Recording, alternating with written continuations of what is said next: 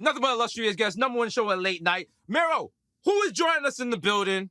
No, just a creator, multi-hyphenate, musician, artist, actress, you know what I'm saying? Motherfucking model, everything in the goddamn world. The number one. Number Chica in one. the building, y'all. You know what I'm saying? Chica in the one and building, only. Chica. The genuine article. You know what I'm saying? It's me, y'all. The introduction was accurate. It was accurate. There we go. Chica There in the we go. building. And full disclosure, we actually know her. We've met before. She's part of the Yes. Hive. Chica, how's it going? It's going well. How are y'all today? We're good. We We're good. good. You know what I'm saying? But Hey, how are tell me, you? You tell know me. what I'm saying? Let's check in on you. You know what I'm saying? Because that's what we 2020 has been a wild year for everybody. You know what I'm saying? We like to check in on our peoples. You know what I'm saying? Right. You part of the clique. So how are you feeling? How you doing? Mentally, every day is pain, but also at the same time, I'm happy to be here because that's a lot more than a lot of people can say right now. So I mean, cool. Take the good with the bad. I'm doing fine. I could be better, but I could also be worse, and that's how we look at things. Facts. Seriously. Half full. That's where we at. How are you guys? How are y'all We're feeling? good. We're good. Trying to stay We're positive here. like you, Trying to sis. stay You know what I'm positive. saying? Like, Period. Doing interviews like this to uplift the people. You How know. you've been listen. I see You it out late here. at night. You've been dropping music, dropping little verses here and there. Like how, the I'll creativity. rapping half the motherfuckers in the game. Yeah, I said it. I mean, not even half. I'm gonna say that I'm in the 3/4. 1%. I'm just gonna say that. Talk that talk. Talk that talk. Sometimes you gotta be honest Listen. with them. I'm better. Fuck that humble shit. You're better. Yeah, it's honest. Listen, we've seen you in some freestyle ciphers, and it's just like, some people are driving through in the Honda, and then you come through skirt in the Lamborghini. What's it like? What's it like having that, kind of X-Men ability, having that flow, that ability to turn it off? You could rap, you could sing, you do it, or you're multifaceted. What does that feel like? What do you feel like LeBron? You feel like Steph Curry? When you in that booth in front of that microphone, you was like, yo, ain't nobody doing this better than me. They're not. It's really unfair to the people, and I think that reality, that truth that I walk in, it causes me to have empathy for others because they're not me, and that's so. What can you say when you exist in such a world where you're better than everyone who does what you do? And so I give thanks. I think that's where we're getting with it. I give thanks on a daily basis because I did nothing to deserve all the gifts that I was given. Will I return any of them? No. Will I light up on these niggas? No, I won't. So it's really just, I'm grateful. And I intend to remind everyone daily that I am the best to ever do what I do. Talk about it. Talk that talk, because you earn it. Who's your favorite rapper? But we already know it's your brother, and his favorite rapper is you. You know what I'm saying? It is. I think that's how it works. I mean, like when you grow up on like your older brother doing crazy things and you emulate that, of course. I mean, we can say that took his crown. It's fine. But my brother's favorite rapper is me. That's how it works. As it should be. And listen, you out here. I seen you. I was watching a little Netflix movie, a little something called Project Power. And you know what? There was a little girl in there and she was rapping. Yeah. And it's like, wow, the rapping was so good. And then I saw you in the movie and I was like, wait a minute. I know that was all you. Tell us about that, your involvement and how they got you, what inspired the verses you were spitting in that movie. What I can say was, it was really a cosmic thing. It was a universe thing. I was doing things on the gram back then. It was in 2018 when I was approached about this movie. And Jamie Foxx randomly stumbled across my page and was like, you're dope. And I was like, I know. But he ended up sending my page to the producers and directors of Project Power. And they were like, this is dope. What do you need from us? And he was like, if you want the future of rap, you need to get her to come in and audition for this role. So initially I was going to be playing the role of Robin, but Dom Fishback, I'm gonna go ahead and give her props. She outdid me. She deserved it, and she did the hell out of that role. So I like how they casted it. But they also were like, even though you're not playing this role, can you write all of the freestyles for Robin? Would you like to be a ghostwriter? And I was like, absolutely. What do you? So good. Hell So yeah. So I ended up writing all of the freestyles. Never on a roll, but I'm on a roll like Lent, yeah. I see I'm digging at your pride. You thought that you could hide, that the system is a lie, wasn't built for me to thrive. And yo, but going through that process and doing the freestyles, would you take that challenge on again, like on a bigger scale, like maybe scoring a whole movie or something like that? Absolutely. I hope to Fun. executive produce a soundtrack soon. We out here. That's my whole thing. When I was writing the freestyles for Project Power, like it was easy for me. Not like no, it was easy. I was about to try to down. It was easy, but it wasn't easy because I'm like so skilled, even I am. It was easy because the character I was writing for has so much similarity to myself, and like needing to believe in yourself and upping yourself and be like, one day I'm gonna be the biggest and the baddest. And like I wrote that in 2018, and here we are. Talk. It was the same week of the announcement about the Double XL freestyle. So like, or not the freestyle, the list, the freshman list, whatever. So it's a full circle moment in which like I was writing for the character and being like, well, one day I'm gonna be the dopest X, Y, and Z. But then like you get to see 2 years later, after writing all those things that I could actually relate to, I'm still grinding. I have reached a new height in my career, and also here's this movie that is a time capsule of like where I was at a certain point. So it's like, yeah, it's really dope. Even watching myself back on screen, I'm like, I don't look like that no more. I don't rap like that no more. I have locks now. It's different. Everything's different. It's so How did that feel though when you got that call to be like, yo, like you the future, like we putting you on the list? I remember I was just trying to make some veggie lasagna. I was about to eat. My team was being real weird. Full disclosure, they off to the side. And they were like getting everybody on the phone. I was like, what is this? Can I eat? And they're like, yo, you made the list. And I was like, hey, I'm hungry though. Somebody go. But yeah, no, it was a surreal moment, but also one that I didn't expect it, and I did not expect it. I was just like, if they don't, that's on brand. Like there's plenty of dope rappers who haven't made the list. And if they do, at least game like real recognize real. So that's dope. So I wasn't really shocked or anything like that. It was more like a little head down. Appreciate that. Yo, you just killed a NPR Music Tiny Desk performance. Amazing. Thank you. Just hearing the different versions of the songs, and it's you going from the rapping to the singing, and you got the backup singers and stuff. What was that experience like, and how different was that from how you usually perform? It wasn't that different. I know that like when I do shows for the most part, no, not anymore. But when I first started doing shows, like back in Alabama and things like that, I'd have to do it to track because I didn't have a band or anything like that.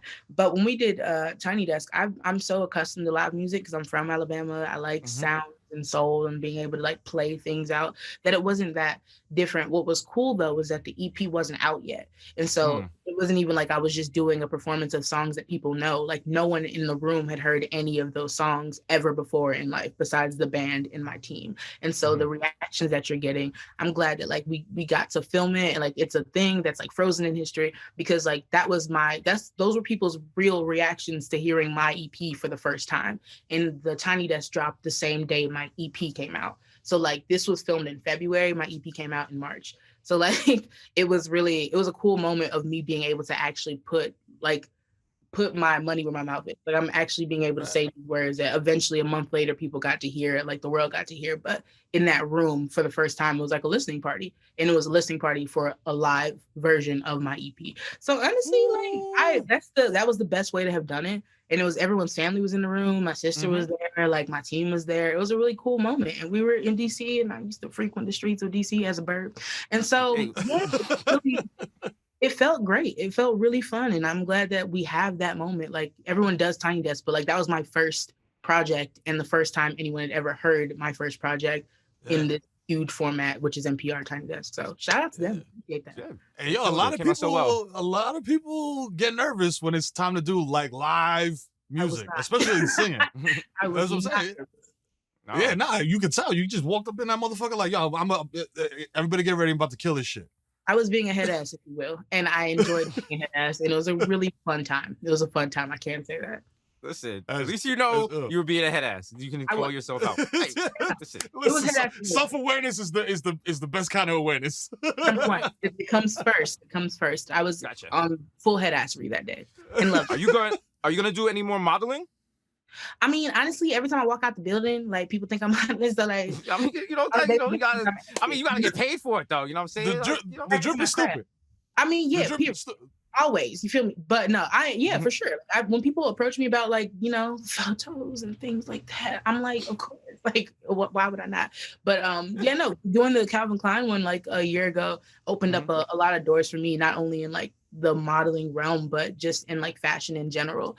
And so when it comes to that and like brand deals and working with people and like being on print and a lot of things, like I've just gotten lucky enough that people come to me for that. It's not even like a career path that I ever thought of or chose. Like I don't care. I'm not that vain of a person. I'm vain of my abilities, but not in like appearance. I don't care that much. But gotcha. If I'm approached for it, of course. And if we just do random shoots for publications, we gonna snap each and every time because that's what we came to do. Is that some shit? If not, then why?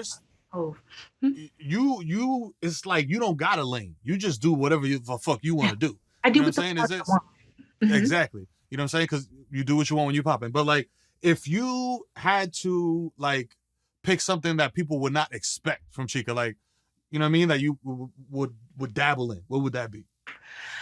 I wanna write and like score a musical. Ooh. People might go to that technically, but a lot of people don't know that like my background is musical theater. So I would like to produce a on Broadway, like for me, maybe off Broadway. Who knows? You trying to make a new Hamilton? I mean, never say never. Maybe you want to make a play about two guys from the Bronx and how they ended up boring though. Like it sounds like no one would really go for it. It sounds obsolete.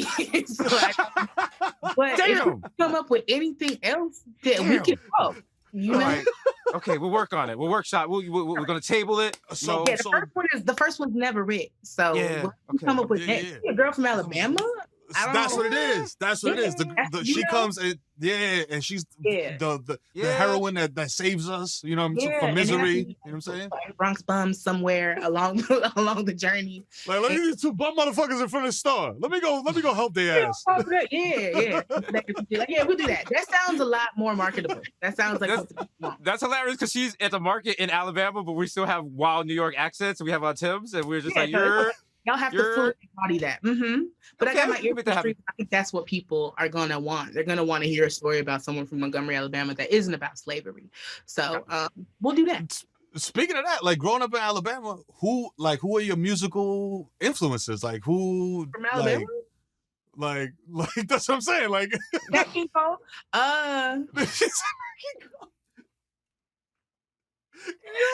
There's so many options.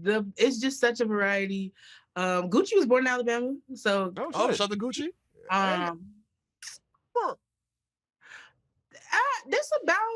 That's about it. Doe B, shout out to Doe. I can't miss out. Like he's from our hometown, and he passed away sadly. But rest in peace. There's not too many like Alabama musicians. I hope I'm not missing anyone.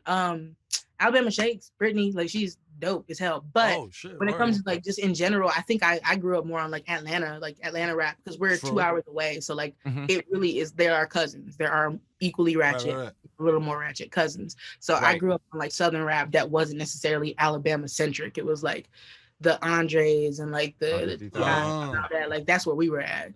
Right. So did you gravitate more towards like the crunk shit, like the turn up shit, or like Dungeon Family, like? It was always crunk.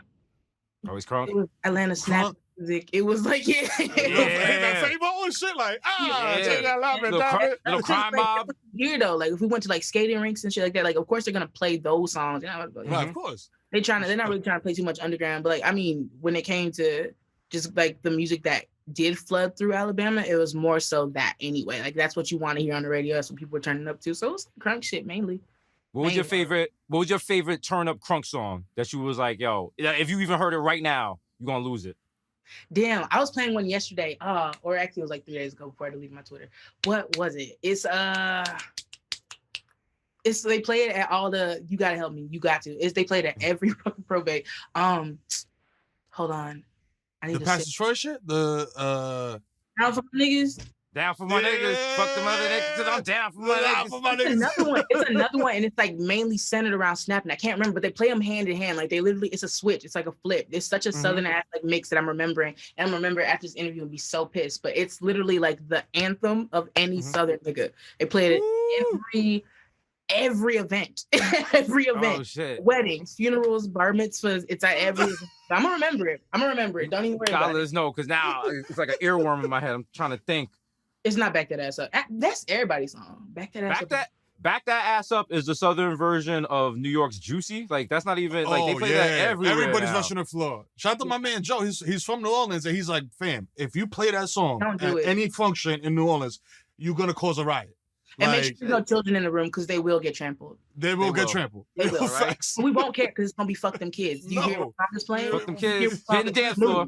You should know to evacuate the dance floor. Like, this is Come not on. for you right now. It's not for you right now. Once you hear Cash Money taking over for the 99 and 2000, evacuate the area. There's horror music for children. It's like, Yes. anyway, that's when you It's know like, some run. dog shit is about to happen. Get out of the Mhm. way. We're about to stab everyone. So, like, Just just go in the sewer with the clown, but you better off down there. please, please. You can float Yo, to- Chica, what's next? for me in general in life, or like, what you mean? What you mean? Yeah, what? Because you right now, everything you're trying to do, you're achieving. Like, you said you want to do the musical. What other things? You know, you want to see some film direction. You want to start a Yeah, museum. I'm fully like, I've been writing a show for a few years, like, and trying to like get my mind wrapped around what it would be like to be in the television and film world. Like, that's something I would love to do. Also, I feel like I've reached a point in my career where I've done everything that I said I would. Like, when it comes to getting recognition, like a lot of people, once they reach a mill, or like they like dollar wise, I don't give a fuck about these followers, but when they like reach a million, like, or they buy their mama house or X, Y, and Z, like that's when they feel fulfilled. But for me, no one believed in me at all. So even being like able to talk to y'all and sit and chill and like do this on some casual shit that like my career brought me to is an accomplishment for me. So I think that everything I wanted, like I've set out to do, I've done it. So at this point, I just plan on acting a fool, acting an ass, and making good music and really venting via that music, bringing some healing by talking about real shit. And then, you know, whatever at that moment tickles my fancy, I'm gonna be all up in there. That sounds inappropriate. Make sure. Listen, that's it. That's the button right there. That ain't no more to say after that. She said it. Shout out to you for believing in yourself. It's You know what it's I'm an saying? amazing feeling. You believed in yourself, other people didn't, and now you're like, yeah, I missed out Yeah. because I knew what I was bringing to the table. How you feel? Yes. How you feel? I mean, I feel great. How do you, what was that? Mhm. Oh, what's that J. Cole line?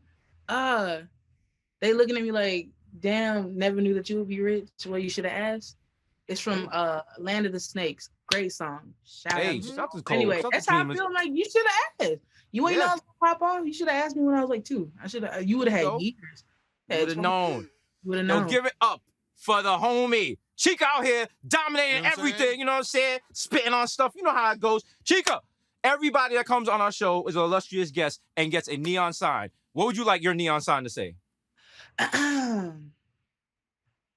To chaos. Yeah. That's the type of shit I like. That's the type of shit I like. Can we let's add fire flames at the bottom of it, make the screen shake like, yeah, to chaos, yeah. We out here. Wait, Disrupting Yo. shit. Yeah. ruining things, ruining lives, pushing kids down on the dance floor. That's what we're here for. That's Head right, busters. right. Yo, give it up for Chica the God in the building. Yo, Chica, keep doing your thing. And Yo, don't, for and real. never be humble on them. Stay on their necks. I won't. Word Thank up. you so much. I appreciate that. Keep Great. ducking on these motherfuckers.